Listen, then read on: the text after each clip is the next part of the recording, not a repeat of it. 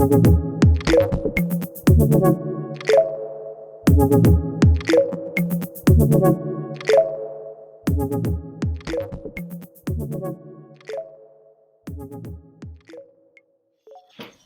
à tous.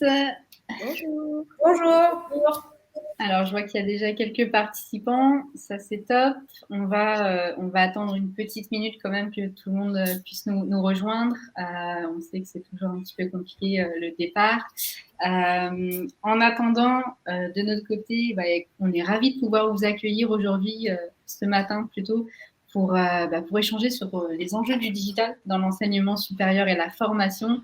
Et pour ça, on a la chance d'être accompagné par deux expertes sur le sujet, que sont Cindy et Claire, que je vais laisser se présenter dans un petit instant.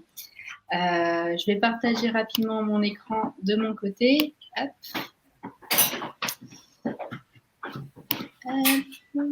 Alors, je vois qu'on n'est pas encore tout à fait nombreux, hein, donc on va continuer à attendre un petit peu. Hein. Ça marche. Comme ça, on va pas être trop. Hop, voilà. N'hésitez pas en tout cas dans le chat à nous dire si le son fonctionne bien, si l'image fonctionne bien, si vous n'avez pas de problème. Comme ça, de notre côté, Chiara pourra vous aider en cas de besoin. Et pour les personnes qui, du coup, nous rejoignent maintenant et qui ne nous connaissent pas encore, un petit mot quand même sur l'Impid Focus et qu'est-ce que c'est et quel objectif on se donne au travers de cet événement-là. Pour ceux qui nous connaissent, vous savez qu'à l'agence, on anime, on fait beaucoup de veille en interne pour nous, pour nos projets, pour alimenter nos benchmarks et toutes les réflexions qu'on peut avoir sur nos problématiques qui sont les nôtres. Et donc, on avait envie finalement de rendre tout ce travail-là accessible à notre communauté, d'où ce format-là. Et c'est vrai que l'Impid Focus, on l'a pensé comme un jeu. Donc, on va avoir ce matin deux invités qui vont s'affronter. On va compter des points. À la fin, on fera le petit décompte. Et puis, la vainqueur se verra complimentée sur LinkedIn par la perdante. Donc, attention. Comme j'ai dit tout à l'heure, hein, on a la chance d'avoir deux invités de marque ce matin avec nous, Cindy et Claire. Mesdames, je vous laisse vous présenter à notre audience. Yes, parfait. Cindy, je te laisse peut-être te présenter dans un premier temps. Ça marche. Moi, c'est Cindy Boucher, je suis chef de projet digital à l'ISC Paris et j'ai notamment travaillé avec Claire pendant plus de 6 mois sur la refonte du site de l'ISC Paris qu'on a géré en UX et on a donné une part importante à l'UX sur ce projet. Yes. Merci Cindy. Donc moi, Claire Litodon, donc je suis consultante UX, chef de projet digital chez Limpid depuis environ 2 ans. Et donc en effet, j'ai eu l'occasion de travailler avec Cindy sur la refonte de l'ISC Paris. Donc c'était très intense et très bien. On a réussi, si vous voulez, voir le nouveau site. D'ailleurs, il est sorti depuis environ 2 semaines hein, maintenant. Donc déjà, ça va vite. Ouais, et c'était un beau projet. Merci à toutes les deux pour votre présentation à notre audience. De mon côté, donc moi je suis Naomi et donc j'ai le plaisir d'être ce matin d'animer cet épisode sur les enjeux du digital dans l'enseignement supérieur et en parallèle, je travaille sur tous les contenus de l'agence Limpid.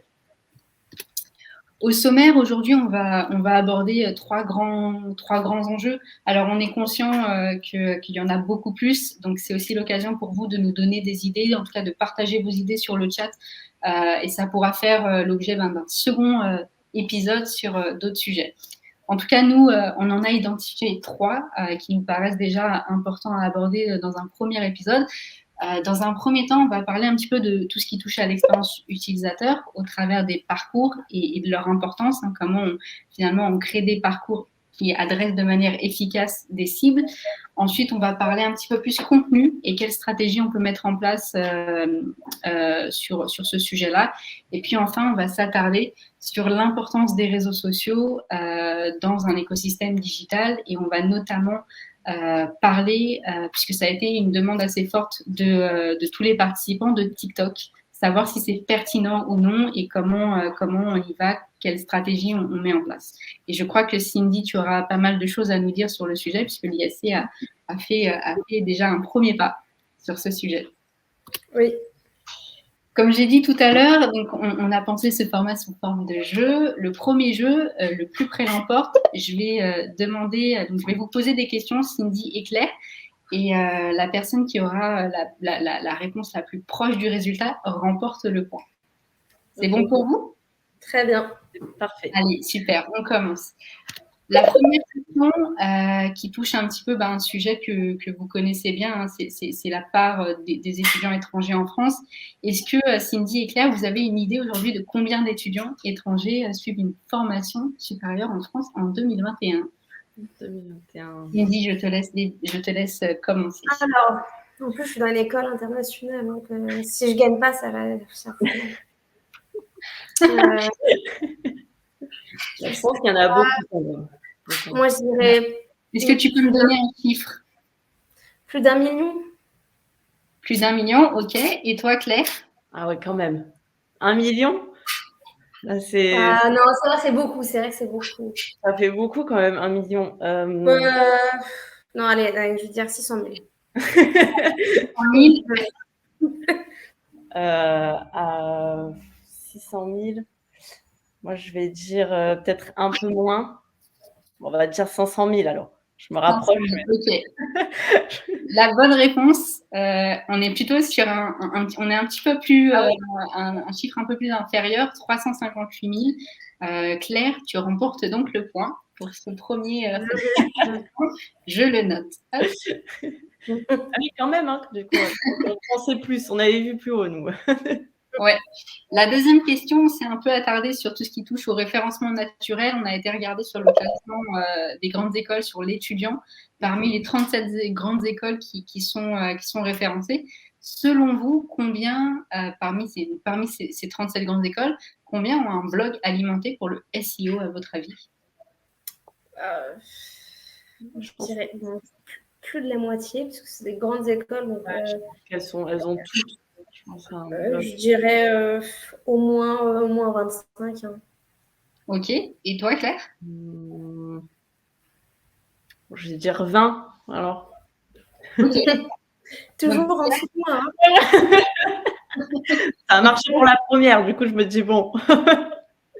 Moi, alors, la réponse, on est sur 35 grandes écoles, donc on voit qu'effectivement, le SEO, c'est un réel enjeu pour ces grandes écoles en termes de visibilité et de présence sur le digital. La troisième question et la dernière, où on va un peu plus parler des réseaux sociaux. Toujours sur ces 37 écoles, combien ont une présence sur TikTok, à votre avis? Voilà, je dirais pas beaucoup. Alors là, il y en a moins, je dirais. Sur ces 37, il y en a moins, c'est sûr. Ouais. Il y a l'ISC Paris déjà. J'ai la une. Moi, je dirais 15. Bon, non, peut-être pas 15. Une vingtaine. Une vingtaine. Et pour toi, Claire? Moi, je dirais moins quand même. C'est TikTok quand même, c'est récent. Enfin, récent. Ça dépend pour qui. 18. Alors, Cindy, 18. Non, moi, je serais plus quand même autour de même 5, je sais pas. Parce qu'il n'y en a peut-être pas beaucoup. Enfin, moi, j'en vois pas. Enfin, Paris ISC, c'est vrai que moi, c'était la première, pour le coup, que je connaissais. Mais après, le reste, non. Moi, j'aurais dit 5. Ok. Pas beaucoup. Le chiffre exact, l'ISC Paris, bien évidemment, 9 grandes écoles sur les 37 ont déjà une présence sur TikTok. Vous les voyez apparaître à l'écran. D'accord. Je pensais qu'il y en avait beaucoup plus. Ouais, c'est vrai que... c'est une vraie question aujourd'hui, et nous, on nous l'a souvent posé, hein, est-ce que c'est pertinent ou non, et comment on y va, et sous quel contenu, quel format, etc. Donc, il y a vraiment des questions, on va en discuter dans quelques instants un petit peu pour essayer de donner des éléments de réponse à toutes les personnes qui nous suivent. Place maintenant au débat. Alors, si je fais un petit récap de ce premier jeu, Claire, tu es en tête avec 2 points, et toi, Cindy, 1 point. Donc, Cindy, il faut te rattraper. C'est ma réputation. Bon, ça va, 1 point. Ça va. Grande école. 1 point d'écart. Tu peux encore te rattraper. On va maintenant un petit peu discuter de l'importance des parcours. Ça a été, Cindy, de ton côté, un élément central dans la refonte du site internet de l'ISC Paris. En tout cas, c'est un critère fort et on sait qu'aujourd'hui, mettre en place des parcours utilisateurs qui adressent de manière pertinente et efficace les cibles, c'est juste essentiel. Comment aujourd'hui on arrive, par exemple, à inciter des utilisateurs à télécharger une brochure pour générer du lead finalement? Cindy, je te laisse. Bon, il y a déjà la partie site internet où sur la refonte, on a fait un gros travail pour essayer d'élaborer le cheminement d'un étudiant qui vient de Google, d'une campagne, comment il va atterrir jusqu'à notre brochure. Donc ça, c'était super important de lui faciliter la lecture, de lui mettre les informations clés le plus rapidement possible. On sait que les jeunes lisent de moins en moins. Donc, on a fait en sorte que la lecture soit la plus simple possible pour eux et d'avoir toujours ces call to action. Donc ça, c'est plutôt pour la partie, je dirais, SEO. Après, aujourd'hui, ce qui est hyper important, c'est l'inbound marketing. C'est aller apporter du contenu super intéressant pour un étudiant, des tests. Et tu fais pour nous, par exemple, on a un test en ligne qui s'appelle « Et tu fais pour une grande école de commerce ?» Et je peux vous dire, en 2 jours de campagne, on a déjà 600 leads. Donc, c'est que c'est vraiment un levier qui fonctionne parce que les étudiants, aujourd'hui, vont moins interagir avec une pub, mais beaucoup plus avec du contenu utile pour eux. De l'information qui va l'orienter. Donc, on peut inciter l'utilisateur via l'inbound marketing avec des tests, avec des livres blancs pour l'aider, par exemple, sur l'orientation. Et les campagnes sociales aussi, ça marche, mais on s'aperçoit aujourd'hui que des pubs très classiques sur Facebook ou Insta, ça marche de moins en moins. Alors du contenu, ça a des étudiants, on va dire, storymaking, c'est les étudiants qui vont partager leur expérience sur TikTok, ça cartonne. Nos TikTok, aujourd'hui, on a une très belle visibilité sur TikTok. On a été parmi le classement des écoles qui sont le mieux positionnées, enfin, qui ont le plus d'abonnés et de vues sur TikTok. C'est ça. C'est ces leviers-là que vont rechercher aujourd'hui des étudiants, beaucoup moins de la pub très classique. Et les articles aussi, pour le SEO, c'est super important. Par exemple, les aider dans leur orientation. Quelle différence entre un Master of Science et un Master en école? Quelle différence entre un Bachelor et un BBA? Ou alors, comment faire mon inscription sur Parcoursup? Ce genre de contenu utile, c'est ce qu'ils vont rechercher, ce qui va les amener de plus en plus vers nous et à télécharger une brochure, finalement. Claire, est-ce que tu veux compléter?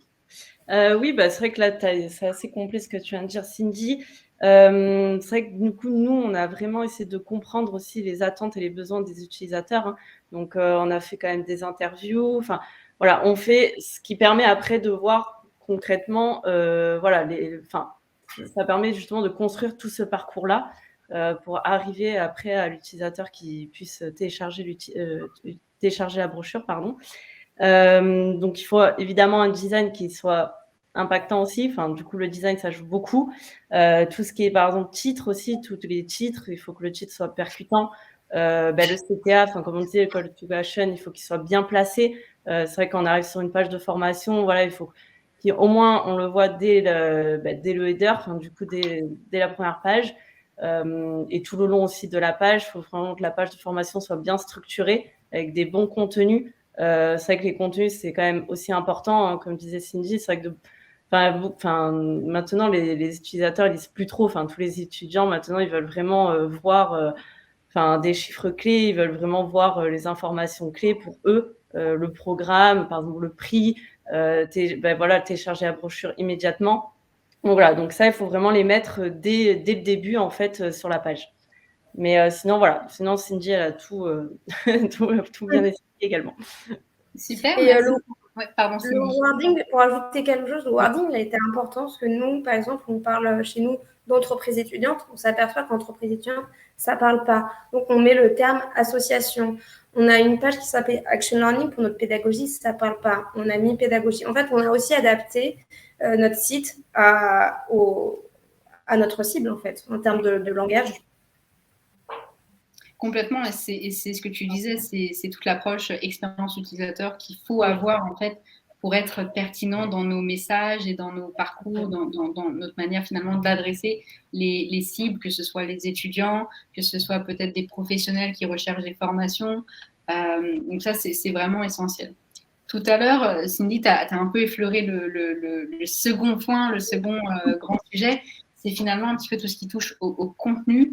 Et on sait qu'en particulier dans les grandes écoles, on a une part d'effectifs concernant les étudiants étrangers qui est quand même importante. On l'a vu sur la première question, on est à 358 000 étudiants en France. Aujourd'hui, comment on les touche, comment on les adresse pour finalement les faire venir, en tout cas les faire inscrire dans notre école. Très bien. Pour les étudiants internationaux, c'est un peu différent parce qu'ils n'ont pas du tout pas la même culture, donc ce n'est pas exactement les mêmes process. Bon, il y a toute la partie commerciale où on va avoir des agents, des locaux. Donc là, ça va beaucoup nous aider pour toucher ces cibles, aller faire des salons. Cette partie-là est quand même très importante pour se faire connaître. Après, bien sûr, le site internet, c'est évident et on a travaillé dans cette logique-là aussi d'avoir un site anglais fluide et qui est le miroir du site français pour qu'ils aient exactement les mêmes informations. Et les articles aussi. Mais on travaille, nous, beaucoup plus sur des campagnes payantes pour les toucher, notamment sur les Google Ads ou les Social Ads, et ça marche très bien. Et on n'a pas du tout les mêmes volumes, parce que quand on va cibler l'Inde versus la France, on aurait 50 leads, l'Inde, on va en avoir 500.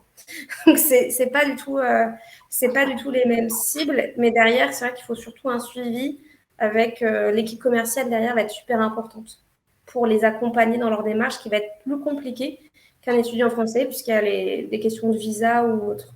Donc, je dirais que l'humain, là, va être encore plus important pour des étudiants internationaux, pour l'accompagnement. Et puis, oui, c'est quand même, quand on vient d'un autre pays, qu'on arrive dans un nouveau, il y a quand même beaucoup de changements. Donc, l'accompagnement va être super important. Claire, tu veux compléter ? Oui, ce que disait Cindy, c'est vrai que c'est important en effet d'étudier donc la partie concurrence, là aussi des marchés pour le coup. Il faut aussi, pour avoir vraiment construire aussi une stratégie de contenu, donc il faut quand même définir aussi des personas, encore une fois, qui soient adaptés justement au pays.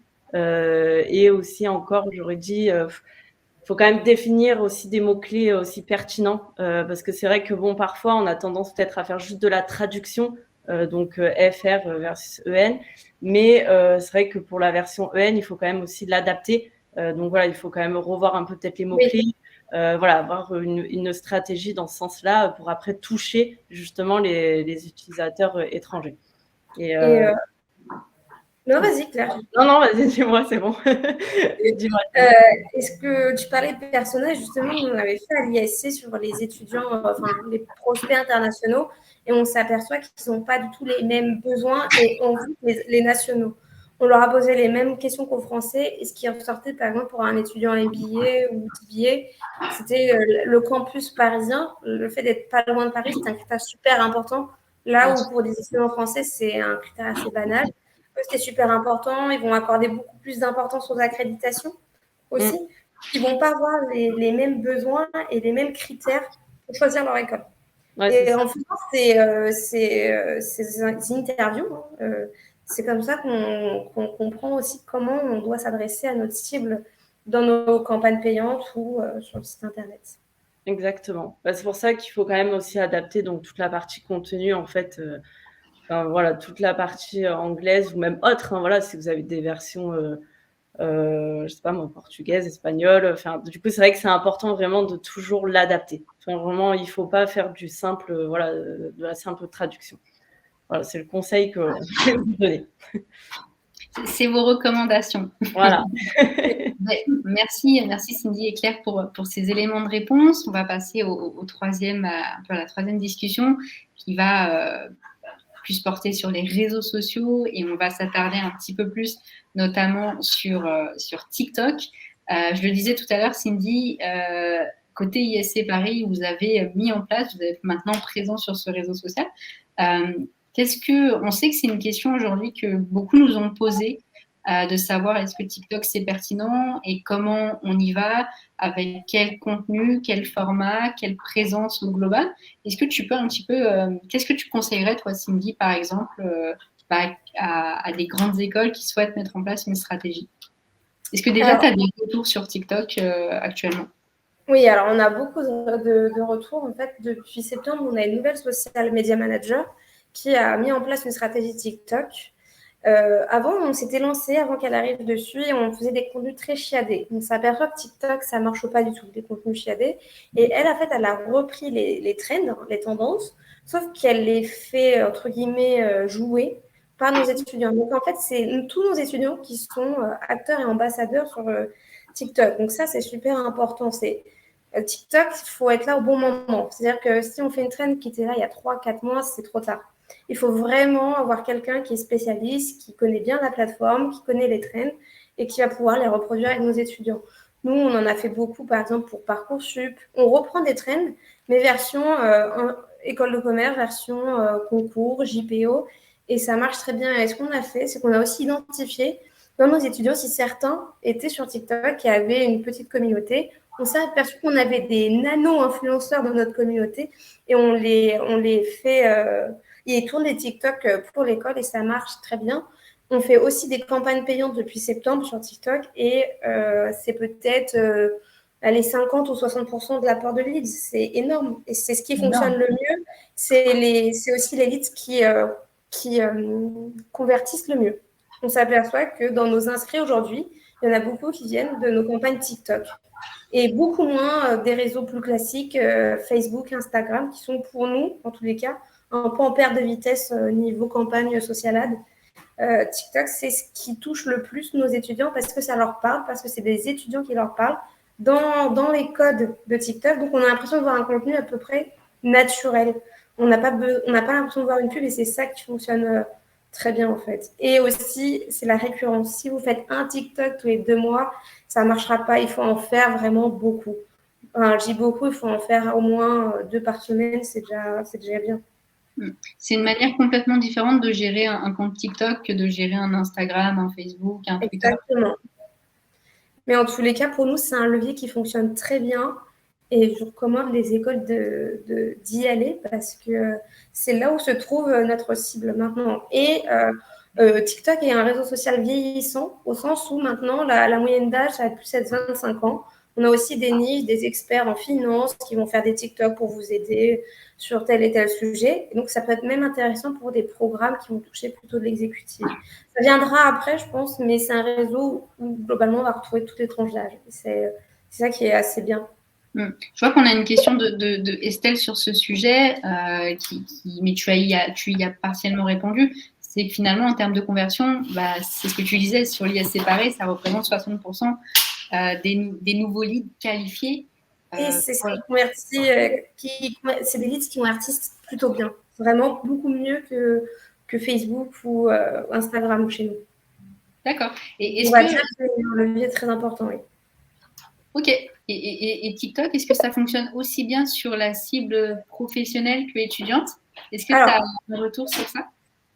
Pour le moment, nous, on n'a fait que la cible étudiante parce que c'est vrai que c'est là où ça fonctionne le mieux. On veut essayer professionnel avec le MBA. Donc, on va lancer une campagne de test et je dirais que c'est ce qu'il faut faire. C'est du test and learn, on voit si ça fonctionne ou pas. Il y en a moins des professionnels, mais c'est plutôt des communautés de niche sur les professionnels dans des secteurs bien précis. Mais il faut tester pour apprendre et voir si ça peut fonctionner. Peut-être qu'aujourd'hui, nous, ça ne va pas fonctionner et que d'ici 1 an, ça va tellement démocratiser TikTok que nos campagnes fonctionneront pour une cible exécutive. Mais c'est à tester. Pour le moment, pas vraiment de réponse parce qu'on ne l'a pas encore testé. Ok. Et Claire, est-ce que toi, tu veux compléter la réponse de Cindy? C'était plutôt clair. C'est vrai que nous, on n'utilise pas forcément TikTok, donc j'aurais moins d'informations. Mais après, ce qui est intéressant via le TikTok, c'est vrai que ça permet de créer une communauté. C'est vrai que du coup, les étudiants, ils peuvent avoir un sentiment aussi d'appartenance. Du coup, déjà à l'école, ça peut. Enfin voilà, c'est ici qu'en effet, ils peuvent, via les réseaux sociaux au global, ils peuvent retrouver des informations de l'école, enfin la vie étudiante. Ça permet de donner envie en fait justement de s'inscrire en fait à l'école concrètement. Donc ça c'est quand même assez positif de justement d'être présent quand même sur les réseaux sociaux. Et ce que je peux vous dire, c'est qu'en JPO, on voit beaucoup d'étudiants qui nous disaient on est venu parce qu'on a vu votre TikTok sur la JPO. Alors, je vois que Estelle nous demande en termes d'inscription, je n'ai pas le chiffre exact, c'est pas 10%, mais ça représente quand même, je dirais, au moins 10, entre 5 et 10%. Et c'est un chiffre qui fait que d'augmenter, ce qu'on a déjà commencé l'année dernière. Donc, ça augmente de plus en plus. Pour vous dire, on a des campagnes tellement chères sur Facebook et qui marchent moins bien qu'on attribue le budget à TikTok. Merci. Donc, c'est un levier d'avenir. Merci à toutes les deux pour vos réponses. On va essayer d'avancer pour essayer de respecter le timing. Et on va passer au jeu numéro 2, où finalement, c'est un petit peu le vrai du faux. Info ou intox. Et je vais vous demander finalement de me donner votre avis sur les prochaines affirmations. Selon vous, est-ce que Instagram est le réseau social préféré des étudiants? Info ou intox? Moi, je pense que oui, info. C'est vrai qu'à que... Non, tu n'étais pas d'accord? Si, je suis d'accord. Si, je suis d'accord. Je pense que plus tard, en effet, ça sera TikTok plus tard à l'avenir. Oui, c'est ça. Ouais, c'est sûr. Ouais, effectivement, avec 82%, on retrouve vraiment Instagram en tête pour le moment, mais effectivement, ça va être intéressant de voir quelle part TikTok va prendre dans les mois, les années à venir sur ce sujet-là, en tout cas en France. La deuxième affirmation, seulement 36% des grandes écoles ont un espace alumni. Vous en pensez quoi? Un Fox. Un tox pour toi, Cindy? Un tox. Ça me paraît fiable. En général, tout le monde a enfin, toutes les écoles. Et surtout les grandes écoles. Ouais, c'est ça. Forcément tellement important. Le réseau alumni, je pense que c'est pas vrai. Ouais. Vous avez toutes les deux raisons. Effectivement, on a été analysé pas mal de grandes écoles, en tout cas sur les 37 dont je parlais tout à l'heure. Toutes les grandes écoles ont un réseau alumni. Ouais, on va passer au dernier jeu. On est parfait dans les temps, donc ça c'est top. L'échauffourée. Je vais vous demander, Cindy et Claire, de réfléchir à combien de leviers marketing vous pouvez me citer en 30 secondes, top chrono en main plutôt, qui permettent d'augmenter la visibilité des écoles auprès des étudiants. Cindy, je vais te laisser commencer, ou Claire. Comment ça se passe? On a chacune 30 secondes ou... Ouais. Alors, combien tu penses, toi, et idem de ton côté, Claire, combien vous pensez citer de leviers marketing? Il faut donner le nombre. Ouais. Il faut dire le nombre avant, ouais. J'aurais dit entre 5 et 10. Bon, à plus de ça. Moi, j'aurais dit une dizaine. Mais bon, ça va un peu en plus. Ok. Cindy, tu veux commencer? Oui, mais du coup, Claire va avoir toutes les réponses. Ouais, c'est compliqué. Comment on peut faire? Ou sinon, on fait un. C'est d'essayer d'en ajouter un ou deux de plus, en fait. D'accord, mais là, je te fais ma liste des 10 pour moi, alors. Ouais, mais peut-être que tu vas pas y arriver. Allez, donc 10, c'est 10. Ah ouais, c'est top chrono. Alors, les JPO, les webinars, les salons, le site internet, les campagnes social ads, l'inbound marketing, le SEO, les articles, ça va avec le SEO, les réseaux sociaux en naturel, les conférences chez nous. Là, j'ai dit beaucoup de choses. Hein. Les SPO, c'est un peu comme les JPO, mais bon, c'est pareil. Ok, moi j'en ai compté 7. Claire, est-ce que tu peux faire mieux? Alors, ce que tu n'as pas dit... Alors attends, je vais lancer le chrono. Non, mais je répète pas ce qu'elle a déjà dit, non? Si, tu peux, mais essaie si tu peux en ajouter un ou deux en plus. Ah, ok, vas-y alors. Allez, c'est parti, je suis prête. Du coup, le SEO, le SIA, l'email marketing. Ça me stresse le chrono. Le social ads, du coup, les salons, les webinaires, les campagnes publicitaires, les displays, les réseaux sociaux, je sais pas si je l'ai dit, webinaires, les salons, les jeux concours, le parrainage. Tu en as cité 3 de plus, donc bravo. Jeux concours et je sais plus, un troisième que je sais même plus. J'ai oublié l'affichage dans le métro. Ouais. Surtout qu'en ce moment, mais oui, en plus, vous êtes en campagne ISC dans toute l'île de France. C'est ça, en plus. C'est pour ça que je l'ai dit, parce que j'ai pensé à vous. Eh bien, en tout cas, merci à toutes les deux d'avoir participé. Si je fais le décompte rapide des points, Claire, tu es en tête avec 3 points et Cindy 2 points. Donc, Cindy, tu devras complimenter Claire sur LinkedIn. En tout cas, merci à tous d'avoir participé. J'espère que vous avez trouvé ça intéressant. Oui. N'hésitez pas, si vous avez des questions, on peut peut-être prendre 1 ou 2 minutes pour échanger. N'hésitez pas également si vous avez des sujets ou des thématiques que vous souhaitez approfondir avec nous, à prendre un petit rendez-vous dans mon agenda qui doit s'afficher normalement. Est-ce qu'on a des questions, Chiara ? Non, on a répondu pendant le live. Ok, super. Merci en tout cas. Merci à tous. Merci en particulier à Cindy qui a gentiment accepté de se confronter à Claire et de participer. Encore merci à toi, Cindy. Merci à vous pour l'invitation. C'était avec plaisir. Eh bien, si on n'a pas de questions, je vous propose de terminer ce live et en espérant vous y retrouver. Vous retrouvez tous à d'autres événements, notamment notre talk jeudi sur la digitalisation des process métiers dans les usines Danone. Donc, si vous êtes intéressé par ce sujet-là, vous pouvez regarder notre compte LinkedIn. L'invitation, la landing d'invitation y est, donc n'hésitez pas à vous inscrire. Merci à tous et une très bonne journée à tout le monde. Merci à tous. Merci. Bonne journée. Bonne journée. Au revoir. Au revoir.